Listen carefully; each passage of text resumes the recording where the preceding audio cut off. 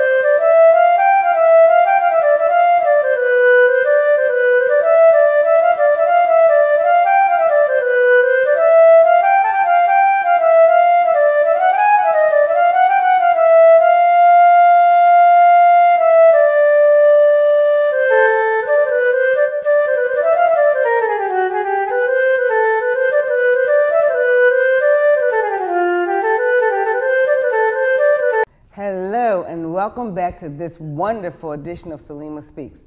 Today I have an amazing woman on my show and her amazing son, Ms Hawkins, and her son Isaiah. That's my grandson's name. And they have an amazing story. Isaiah here was diagnosed with autism when he was 3 years old. And look at him now. We're going to tell you how he got to this point. And this is mother, Evelyn. Hello, Evelyn. And welcome to my show. Now, I understand that Isaiah was diagnosed with autism at 3 years old. Tell me how that made you feel. Well, that made me feel lost. You know, number one, I didn't know what autism was. Okay. And when a psychologist said, your son have autism, I'm thinking he's going to be okay in a month. Right. You know. Now, when you say he has autism, what exactly is that? What does that do? What can you not do? Well, with Isaiah, with my son with autism, because he has severe autism. Wow. So that means with Isaiah, he could not talk, interact, unaware, unalert, unaware of danger, environment, situations, emotions, feelings. Now, do they have a certain look or something? Like I know, like Down syndrome children, you can kind of tell. The people with autism, they have a certain kind of look. Well, with my son could not give you eye contact. So that, for instance, he couldn't look at you like this. Okay.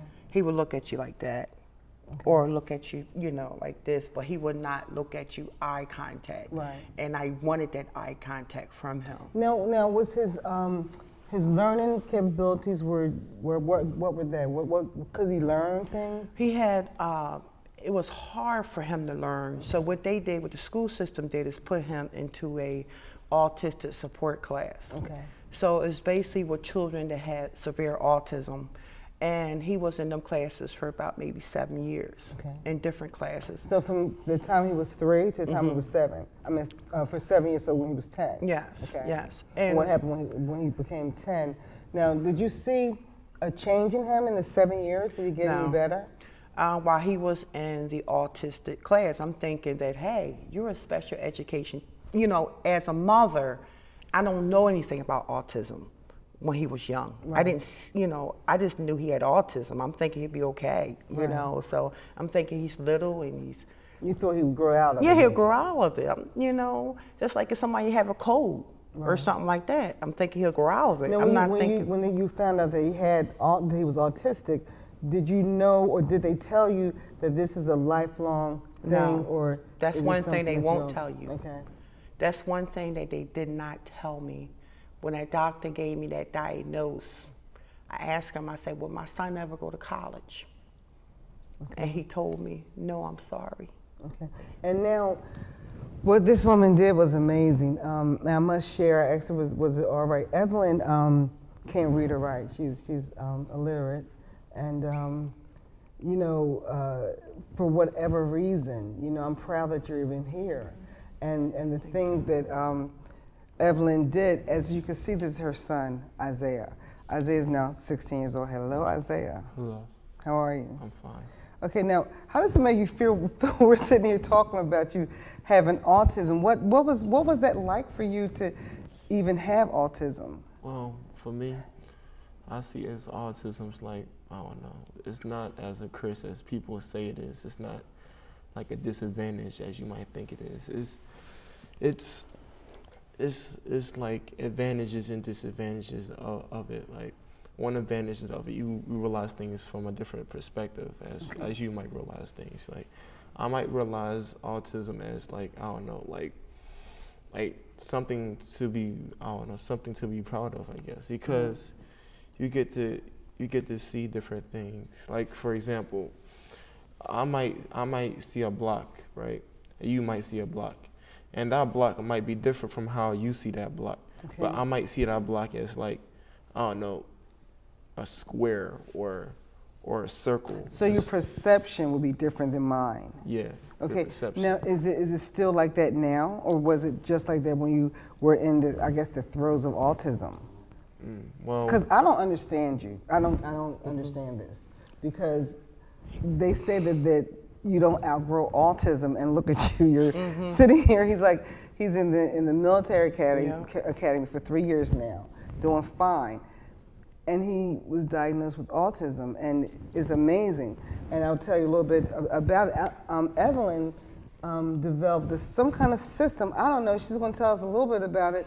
But whatever she did, it worked. Look at this. This guy's what, 16 years old now? 17. 17 years old. And what are your goals? What do you want to do with your life? Well, my goal is to be a musician. Okay.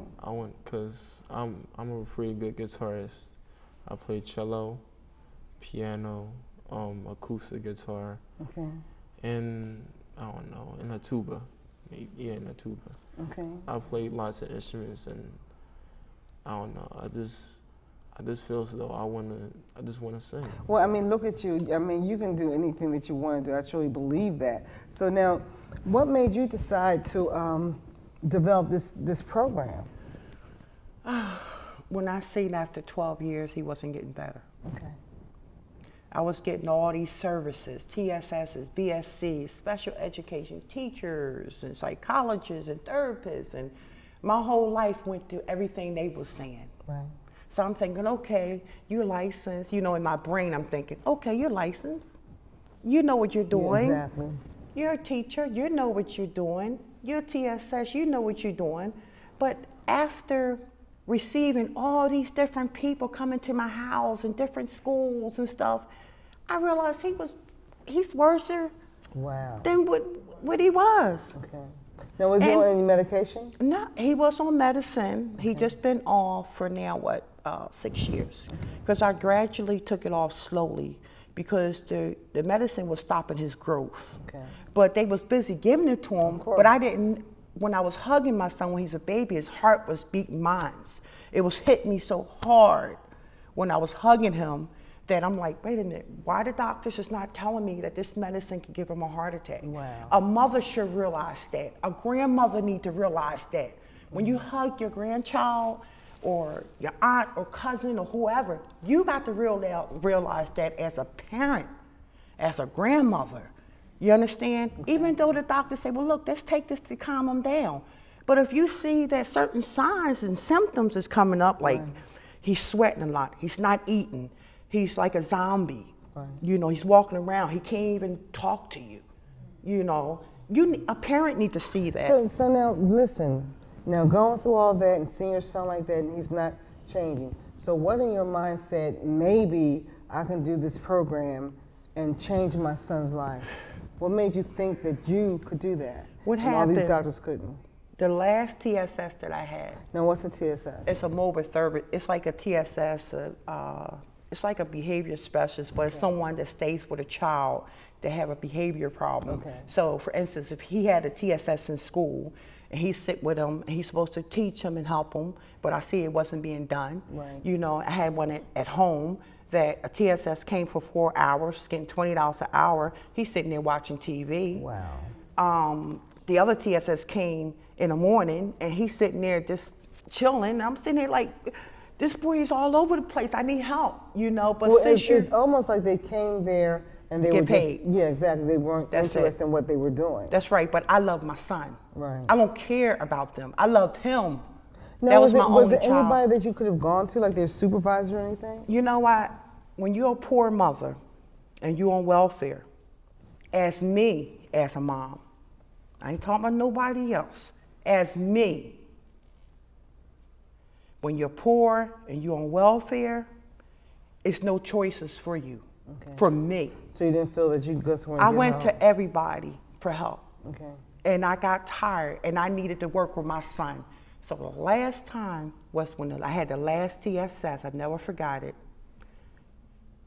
He came to my house, and he came in from 8 o'clock in the morning to 8 at night. Wow, okay. And I told him, I said, look, let's go downtown. I want to help my son to order ice cream.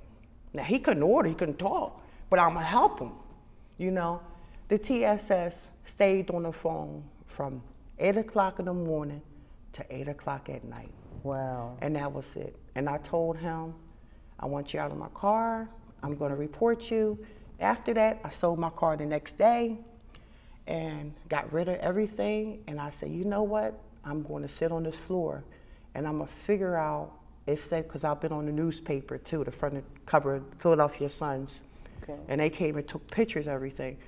So I sat on the floor in his bedroom and I said, how in the world I'm going to get this boy to get dressed without getting a TSS or a mobile therapist or these people come in the house? How can I get him to do it? So what I did, I got in his room and I sat on the floor, looked at the closet, I figure out the hangers, I figure out the feet, you know, okay, well, how am I gonna get him to, you know, to do this and to do that and understand summer from winter, winter from summer. You know, how can I get him to know the uniforms from this, from that? So what I did, I put a whole system together. Okay. And by me putting these systems together that was in the closet, I gave it to my son. And I'll say, for instance, I'll say, A, it's your uniform. Okay. B, then they go your other uniforms. Okay, let's go for, let's say your play clothes, because he didn't know play clothes from school. So I had to figure out how I'm gonna get him to know play clothes from, you know, school clothes. Okay, now, how old was he at this time? This time, he was about 7 years old to 12. Okay. A little longer. So that's when you decided to start working with him? Yes. Okay. But the TSS, that was the last time that I had the TSS.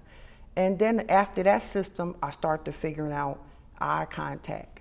You know, how can I get my baby to look at me and to look at other people? Because if he can't look at you eye to eye like this.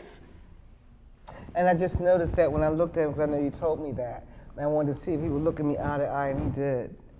So I was kind of, you know, taken back, because you said that's one sign of autism. They don't look you in his eyes, in your eyes. So let me ask you this, Isaiah. So are you still, now you were diagnosed with autism. Now, how is that status? Are you still considered autistic?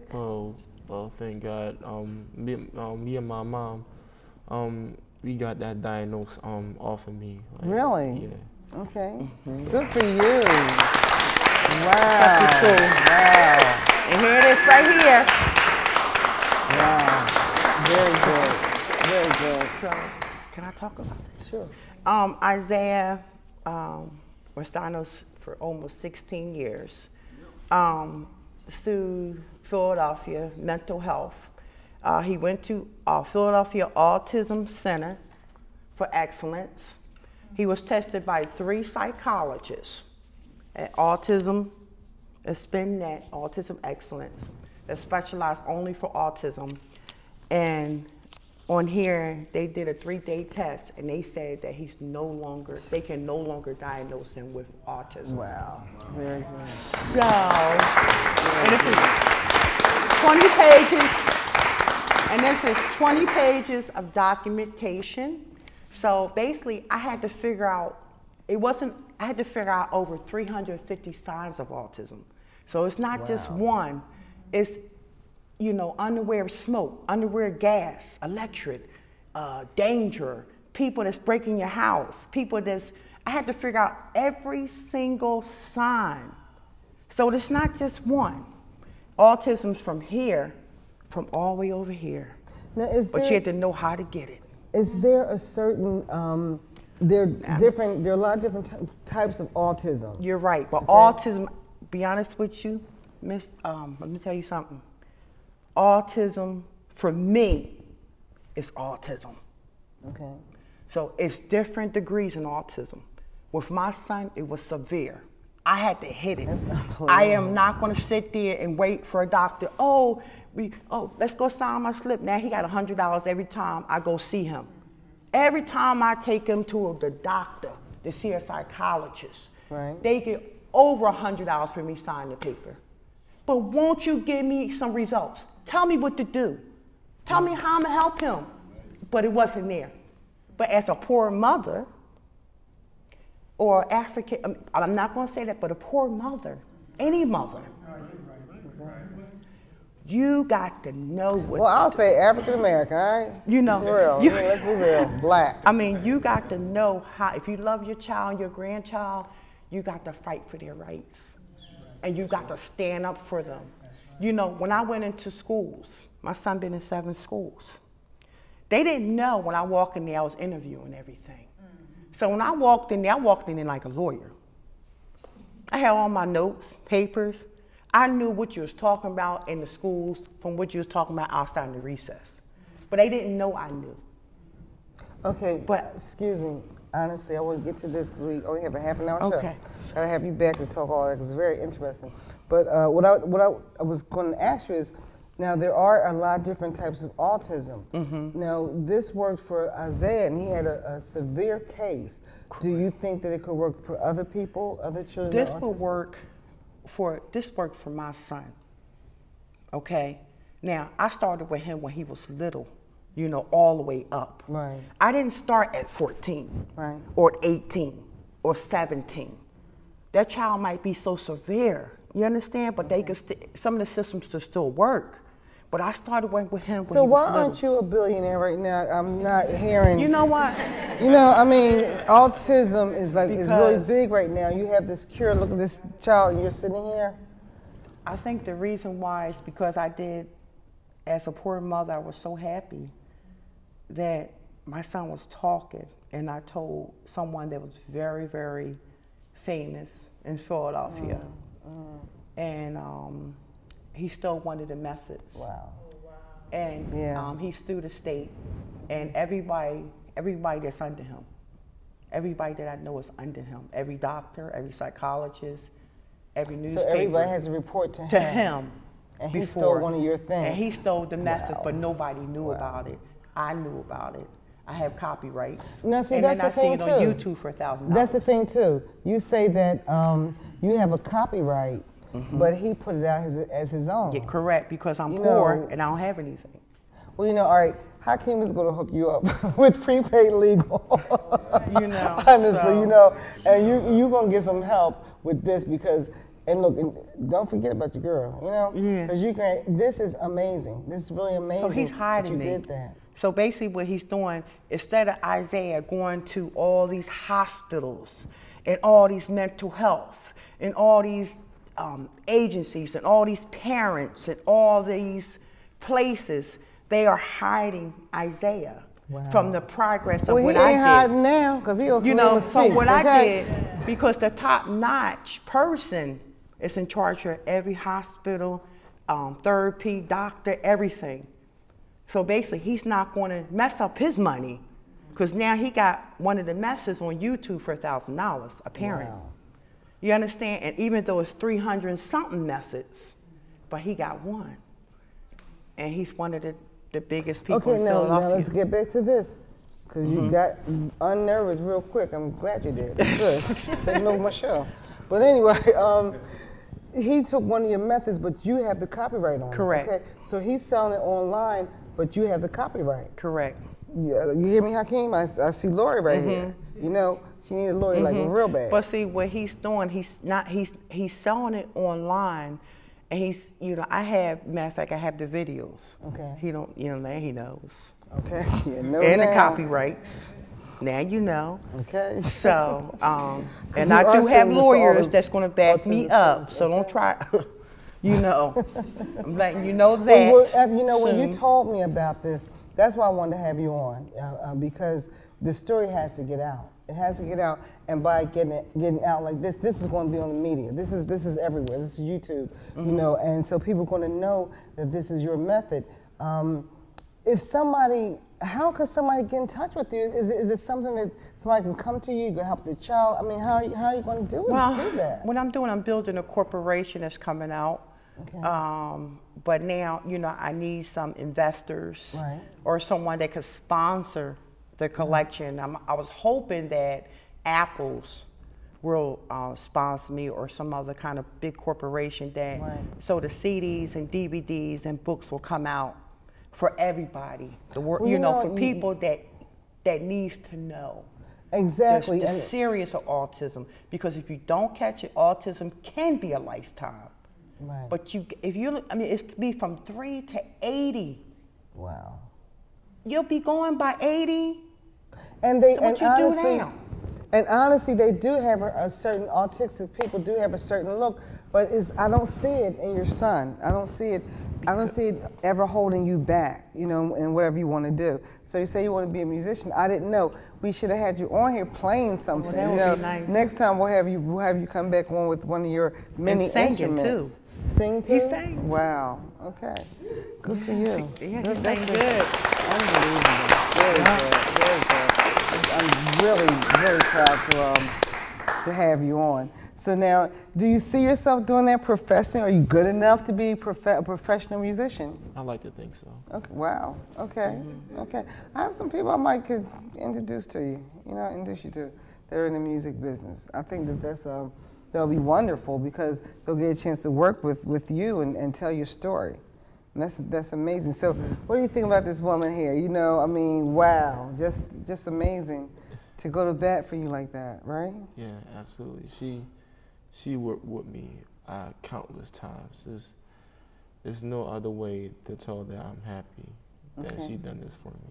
Now, other children, would you ever work with other children that were like you, that were autistic? Yeah, absolutely. Sometimes I might try to work with a child that has the same diagnosis I do, because I want what's best for them. Because I don't think of myself as much as most people. I think of other people a lot more than myself. Okay. And I really think that you are an inspiration, and that, because when I go for a walk in the morning, I always see this lady walking with her child, and he's autistic. And she's a young lady, she's about in her 30s, and she just looks so sad. Because she don't know. Exactly. She don't know the something truth. So bad. She don't know the truth. Exactly. I didn't know. Okay. I seen a mother today that had a severe autistic child that was on the floor. Wow. And the mother was 28. But she didn't know the truth. What's really getting ready to happen. Okay. And she need to know. She need the doctors and psychologists. I don't care if it hurts her desperately, but they need to tell the parents the truth. That, hey, if you don't start working with this child, this can be a lifetime commitment. Right. It's A or it's Z. Exactly. It's up to you, Mom. Okay. We really need to honestly do something about that. Maybe some kind of way we can get people that have autistic children together, and you could speak to them. I mean, something has to be done, because look at this kid here. It's unbelievable. And I thank you so much for what you're doing for your child. We need more parents like you. And how old were you when you had Isaiah? I was 29. And he's your only child? Yes. Okay. And I raised him all by myself, functioning, illiterate, wow. homeless at times. Well, good for you. I'm really glad to hear your story. Thank you know. so much. You deserve that. For being on my show, and we're going to get you hooked up with Hakeem and Prepaid Legal. And thank you all, my studio audience, and thank you again, and thank you, Mr. Isaiah. And remember, love yourself, love others, don't get your depends, and don't forget to stretch. Thank you. Bye-bye. Amen.